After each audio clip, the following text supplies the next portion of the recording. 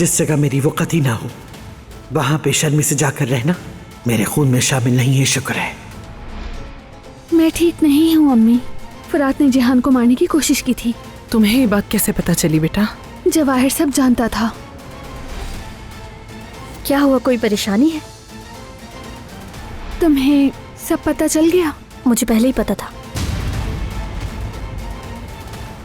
किसी और से पूछूं या फिर तुम बताओगी? आप क्या समझते हैं कि आपके कारनामों का इल्म नहीं है मुझे, जो आप जवाहिर को सब बता कर आए?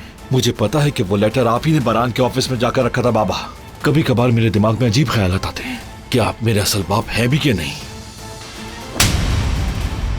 बहुत अच्छी तरह जानती थी कि तुम पे भरोसा नहीं किया जा सकता हसन। जेल में बैठे आदमी से उम्मीद लगाई, तुमने अपने सगे बेटे को अंधेरे कुएं में फेंक दिया। अब जो होगा उसके अंजाम के जिम्मेदार तुम होगे। मुझे जवाब चाहिए तुमसे। चलो बताओ मुझे। जो कुछ हुआ उसका असर अब जाहिर हो रहा है। सच में मुझे खुद समझ बस नहीं। करो।